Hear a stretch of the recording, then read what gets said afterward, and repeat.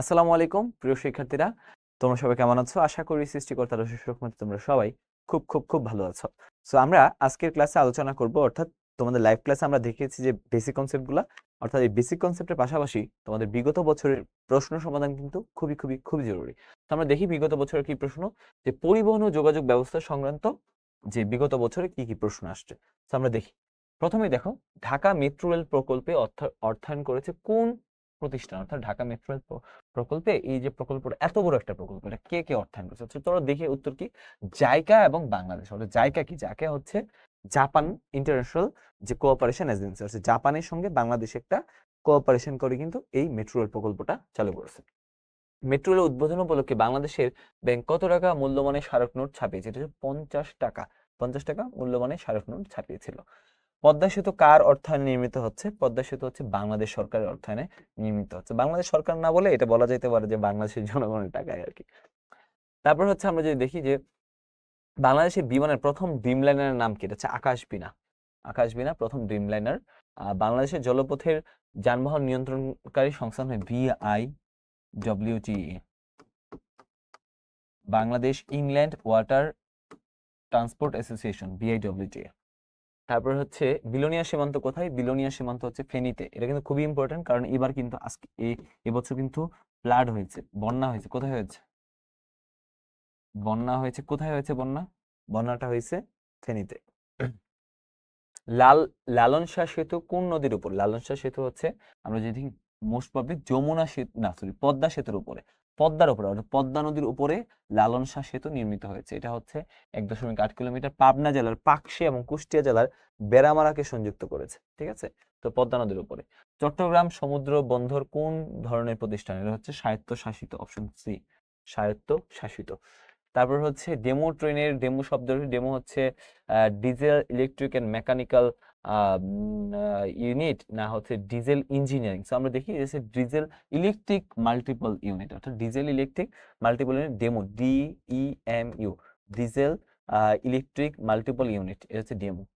আধুনিক ছোট্ট ডেমো, প্রতিটি ট্রেনে 3টা করে বগি থাকে আর কি। বিরল স্থলবন্দর কোন জেলায়? এটা হচ্ছে দিনাজপুর। বিরল, আমরা গিয়েছিলাম কিছুদিন আগে দিনাজপুর আমি, বিরলে অবস্থিত। কর্ণফুলী নদীর উপর সেতুর নাম কি? এটা হচ্ছে কর্ণফুলী নদীর উপর সেতুর নাম হচ্ছে শাহ আমানত সেতু, শাহ আমানত সেতু। তারপর আমরা যদি দেখি, মাওয়া ফেরিঘাট কোন জেলাকে স্পর্শ করেছে? এটা হচ্ছে মাওয়া হচ্ছে মুন্সিগঞ্জ, ডি, মুন্সিগঞ্জ। তারপর হচ্ছে আমরা যে কমলাপুর রেল স্টেশনের স্থপতি কে? এটা হচ্ছে বব লুই। তোমরা জানো কমলাপুর রেল স্টেশন বাংলাদেশের অত্যাধুনিক স্থাপত্যের একটা নিদর্শন। তো এই যে নিদর্শনটা, আমরা যদি দেখি যে এই নিদর্শনটা একটা সময় কিন্তু, মানে এখন পর্যন্ত বাংলাদেশের সেরা, অন্যতম সেরা একটা নিদর্শন হিসেবে বা একটা স্থাপত্য শৈলীর একটা চিহ্ন হিসেবে আমরা কিন্তু দেখতে পাই। তারপর হচ্ছে আমরা যদি দেখি মেট্রো রেল কোন মন্ত্রণালয়ের অধীনে? অনেকেই ভাবতে পারো রেল, যেহেতু রেল আছে, হ্যাঁ, রেল শব্দটা থাকার কারণে রেল মন্ত্রণালয়, প্রধানমন্ত্রী যেহেতু এটা নিয়ে উদ্যোগ নিয়ে করছিল প্রধানমন্ত্রী, যোগাযোগ যেহেতু বাড়াইছে যোগাযোগ, না, এটা হচ্ছে সড়ক পরিবহন ও সেতু মন্ত্রণালয়। হ্যাঁ, সড়ক পরিবহন ও সেতু মন্ত্রণালয়ের অধীনে যে মেট্রো রেল। তারপর আমরা যে কোন সেতুকে দক্ষিণবঙ্গের প্রবেশদ্বার বলা হয়? অর্থাৎ দক্ষিণবঙ্গে কোনটা? আমরা যদি দেখি যে খুলনা, খুলনা, বরিশাল, বরিশাল এবং ফরিদপুর, ওই অঞ্চলটাকে আমরা খুলনা দক্ষিণবঙ্গ বলি। এবং ওই অঞ্চলের আমরা যদি দেখি, এটা পদ্মা সেতুর মাধ্যমে তাদের হচ্ছে প্রবেশদ্বার খুলে গিয়েছে, না, তাদের দেশে বা তাদের খুলনা, তুমি বরিশাল যেতে চাও, এটাই প্রবেশদ্বার হিসেবে কাজ করে। Excuse me. তো এরপর দেখি আমরা পদ্মা সেতু দেখলাম। তারপর হচ্ছে পদ্মা সেতু অনেক টাকা ব্যয় হয়েছে, 30,000 কোটি টাকার মতো। In which district Burimari LAN port? Burimari LAN port কোথায় অবস্থিত? বুড়িমারি হচ্ছে, আমরা যদি দেখি, কুড়িগ্রাম। কুড়িগ্রামে হচ্ছে বুড়িমারি, সরি, লালমনিরহাট।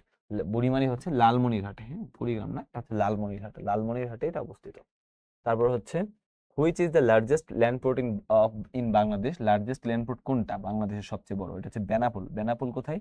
বেনাপোল হচ্ছে তোমাদের সাইব ভাইয়া যে ICT কাজ করেছে, ওনার বাড়ি যশোরে। বেনাপোল হচ্ছে যশোর। বেনাপোল কোথায়? যশোরে। তারপর হচ্ছে আমরা যদি বাংলাদেশ বিমানের চতুর্থ ডিম লাইনারের নাম কি? এটা হচ্ছে রাজহংস, অপশন ডি, রাজহংস।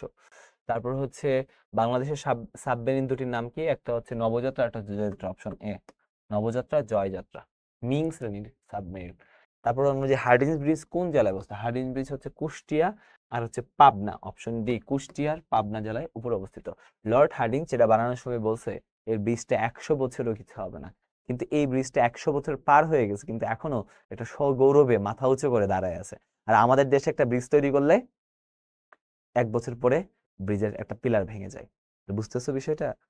তো এখানে হচ্ছে দক্ষতার উপর তারা জোর দেয় আর কি।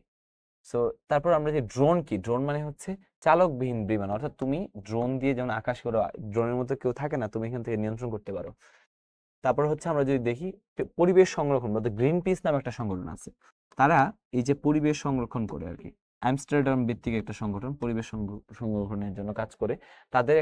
তারা যখন দেখছে যে বড় বড় জাহাজগুলো তাদের যে ওয়েস্ট গুলো সমুদ্রে নিক্ষেপ করতেছে, তারা তখন প্রতীকী জাহাজ হিসেবে ছোট ছোট নৌকা, রেইনবো জাহাজ, rainbow warrior ship, rainbow rainbow warrior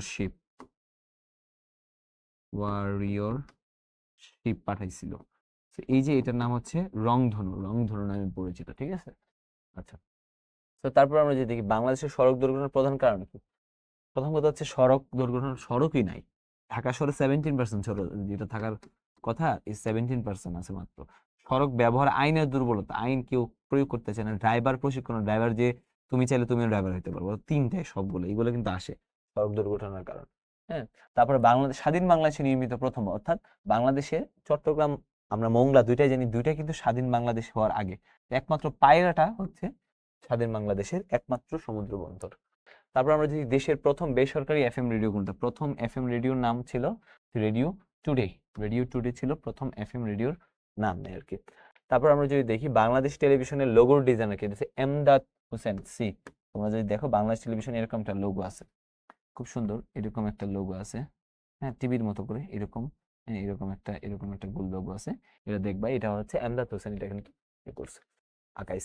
Bangladesh টেলিভিশনের প্রথম সঙ্গীত শিল্পী কে, এটা হচ্ছে আমরা যদি ফেরদৌসী রহমান, অপশন ডি ফেরদৌসী রহমান, তিনি প্রথম সঙ্গীত শিল্পী ছিলেন। এগুলো জাহাঙ্গীরনগর ইউনিভার্সিটি অনেক আসে, ইম্পর্টেন্ট। বাংলাদেশ টেলিভিশনের প্রথম নাটক কোনটি?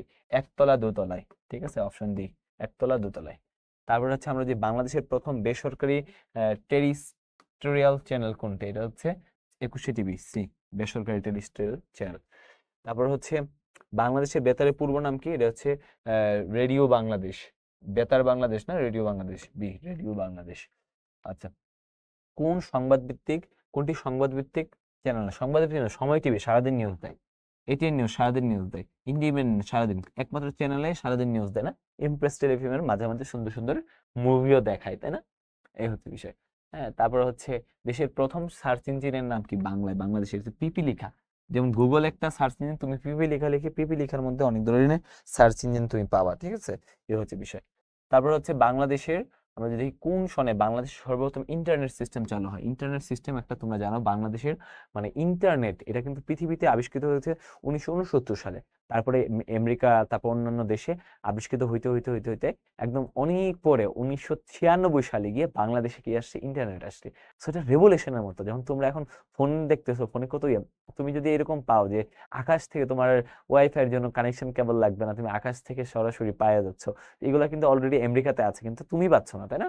এই হচ্ছে স্টারলিংকের মাধ্যমে ইন্টারনেট পাওয়া যায়। তো এই হচ্ছে বিষয়, ইলন মাস্ক এটা আবিষ্কার করে ফেলছে। তো এটা হচ্ছে বি 1996 সালে। তো এইভাবে তোমাকে আন্তর্জাতিক যোগাযোগ অবকাঠামো সম্পর্কে জানতে হবে। তো এইভাবে কিন্তু পরিবহন ব্যবস্থা, অর্থাৎ একটা দেশের যোগাযোগ ব্যবস্থা, পরিবহন ব্যবস্থা, এগুলো সম্পর্কে জানলে তুমি পরীক্ষা উত্তর করতে পারবে। এই প্রশ্নগুলো কিন্তু বিগত বছরে আসছে। এটা সবগুলো প্রশ্ন আমরা আলোচনা করিনি, কিছু প্রশ্ন তোমাদের কোশ্চেন ব্যাংকে তোমাদের জন্য সলভ করার জন্য রেখে দেওয়া হয়েছে। তোমরা সময় নিয়ে ধরে ধরে বেসিক কনসেপ্টটা পড়বা, তারপরে এই প্রশ্ন ব্যাংককে সলভ করবা, তাহলে কিন্তু তোমাদের এই পড়াগুলো অনেক অনেক বেশি ইজি হয়ে যাবে। সবার জন্য অনেক অনেক শুভকামনা রইল। দেখা হবে প্রাণের ক্যাম্পাসে, দেখা হবে বিজয়ের হাসি সঙ্গে। তোমাদের সবার জন্য অনেক অনেক দোয়া, ভালোবাসা, শুভকামনা। আসসালামু আলাইকুম।